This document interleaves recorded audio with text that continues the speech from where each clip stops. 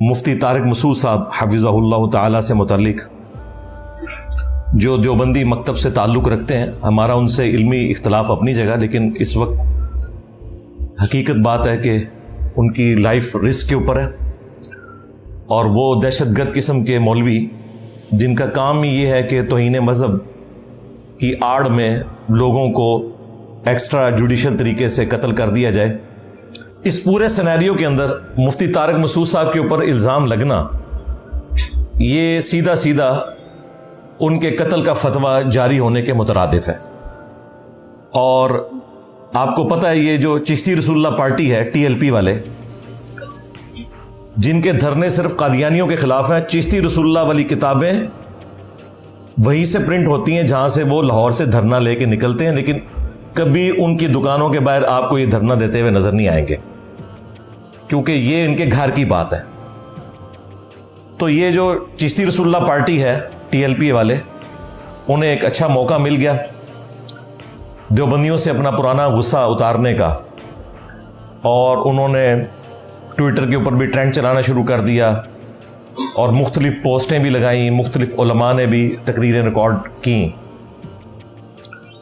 اب وہ خطرناک بات بھی آپ یاد رکھیے گا کہ ان کے نزدیک تو توبہ قبول ہی نہیں ہے جب تک کہ بندے کو مار نہ دیا جائے. تو یہ توبہ یا رجوع ریکارڈ کروانا یہ ان مسلمانوں کے لیے جو قرآن و سنت کے ماننے والے ہیں. جو بابوں کے ماننے والے ہیں وہ تو اپنے مولویوں کے اور بابوں کے پیچھے چلتے ہیں، سیدھی سی بات ہے. اس لیے میں تو مفتی طارق مسعود صاحب کو یہ مشورہ دوں گا، آج کل وہ کسی فارن ٹور پہ ہیں، غالباً کینیڈا گئے ہیں، تو کچھ عرصہ وہیں رہیں، سیدھی سی بات ہے. اس کی وجہ یہ ہے کہ جنید جمشید صاحب نے کچھ بھی نہیں کیا تھا، ان کی زندگی انہوں نے اجیرن بنا دی تھی. ایئرپورٹ کے اوپر بھی ان پر اٹیک ہوا، وہ تو اللہ تعالیٰ نے انہیں اٹھا لیا، ادروائز انہیں بھی شہید کر دینا تھا. طارق مسعود صاحب کا جو جرم ہے وہ ان سے بہت بڑا ہے، اور اس میں کوئی شک نہیں ہے کہ ان سے گستاخی ہوئی ہے.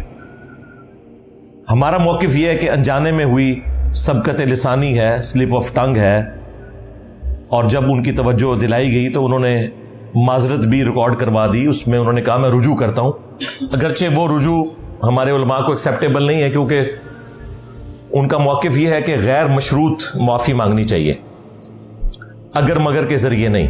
تو میرے خیال ہے مفتی صاحب کو اس قسم کی بھی ایک معافی ویڈیو میں ریکارڈ کروا دینی چاہیے، ادروائز انہوں نے پیچھے نہیں ہٹنا. ویسے تو چانس ہے کہ ابھی بھی پیچھے نہ ہٹیں، لیکن جب ان کی منہ بولی آپ خواہش پوری کر دیں گے تو پھر ان کے پاس کوئی اخلاقی جواز نہیں رہے گا.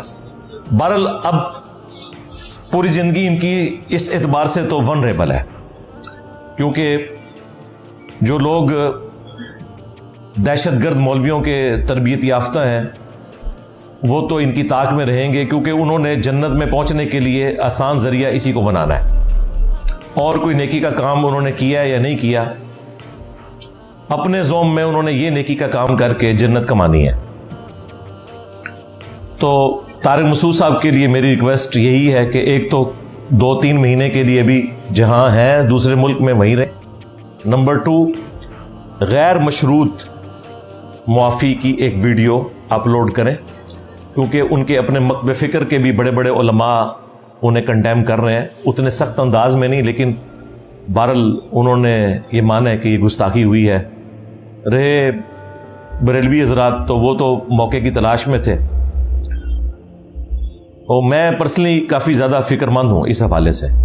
اس لیے آپ دیکھیں کہ جیسے ہی ان کی رجوع کی ویڈیو آئی، سب سے پہلے میں نے اس کے نیچے کومنٹس کیے، اسے اپنے آفیشیل پیج سے شیئر کروایا کہ کہیں شیطان ہمارے اسٹوڈنٹس میں سے کسی کو بہکا نہ دے اور وہ کسی ایسے ٹرینڈ کا حصہ بن جائیں جس میں ایک مسلمان کی لائف ونریبل کر دی جائے.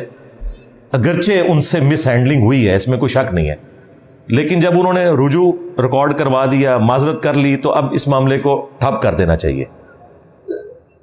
اگر وہ رجوع نہ بھی ریکارڈ کرواتے تب بھی ہم نے اس قسم کی کوئی حرکت نہیں کرنی کہ کسی کے قتل کے اوپر ابھارا جائے یا اس کے اوپر اس قسم کا الزام لگایا جائے کہ اس کی زندگی، اس کی فیملی کی زندگی مشکل ہو جائے. دعوت توبہ ہی پیش کی جائے گی، اور اگر اختلاف اس نوعیت کا ہوگا تو قانونی راستہ اختیار کیا جائے گا FIRs کے ذریعے. سیدھی سی بات ہے. قانون کو خود ہاتھ میں لینا یہ اتنا خطرناک کھیل ہے کہ اس کے ذریعے کوئی شخص اپنی ذاتی دشمنی بھی نبھا سکتا ہے، جو اکثر ہوتا ہے. اس لیے میں نے فوراً اسے شیئر کیا، کامنٹس کر دیے، تاکہ یہ معاملہ ایٹ لیسٹ ہمارے حوالے سے تو ٹھپ ہو جائے، کیونکہ سوشل میڈیا کے اوپر دعوت و تبلیغ کے حوالے سے جو لیڈنگ پلیٹ فارم ہے وہ ہمارا ہی ہے. اس لیے مجھے خطرہ تھا کہ کوئی شیطان کے بہکاوے میں آ کے غصہ نکالنے کی کوشش نہ کرے خام خواہ. ہمارا ان سے علمی اختلاف ہے، بنیادی عقائد کے اوپر اختلاف ہے، اس میں کوئی شک نہیں ہے، اور وقتاً فوقتاً وہ ہم ہائی لائٹ کرتے رہتے ہیں، ان کی غلطیاں بھی، ان کے بزرگوں کی بھی، چاہے ان کو برا لگے، لیکن یہ تو ہمارے کام کا حصہ ہے. صرف امر بالمعروف نہیں کرنا، نہی عن المنکر بھی کرنا ہے انشاءاللہ تعالی. تو یہ جو ان کی ویڈیو ہے وہ انٹرنیٹ کے اوپر اویلیبل ہے، کچھ اس کے شارٹس قریب والے بھی اویلیبل ہے. جس کے اوپر زیادہ ہنگامہ کھڑا کیا ہے وہ پیچھے سے کسی نے اپنے موبائل میں بنائی ہوئی ہے اور اسے اپلوڈ کر دیا. ظاہر ہے وہ تقریر کر رہے تھے تو اپلوڈ ہی ہونی تھی. اس تقریر کے بعد بھی وہاں بیٹھے ہوئے لوگوں نے ان کا الگ سے ایک انٹرویو کیا اسی بات کے اوپر. وہاں بیٹھے ہوئے لوگوں کو یہ بات سمجھ آ گئی تھی کہ ان سے مسئلہ مس ہینڈل ہو گیا. پھر ایک شخص نے ان کے ساتھ بیٹھ کے ویڈیو بنائی ہے جس میں انہوں نے کہا کہ یہ آپ کیا کر رہے ہیں، اس طریقے سے تو آپ کافروں کے ہاتھ میں ایک ہتھیار دے رہے ہیں.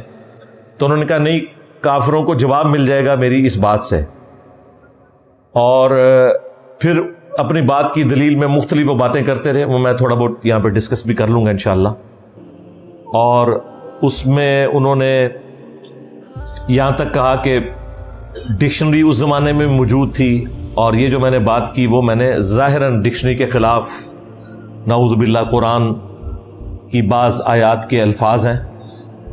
تو حالانکہ یہ بات بالکل غلط ہے، ڈکشنری اس زمانے میں نہیں تھی.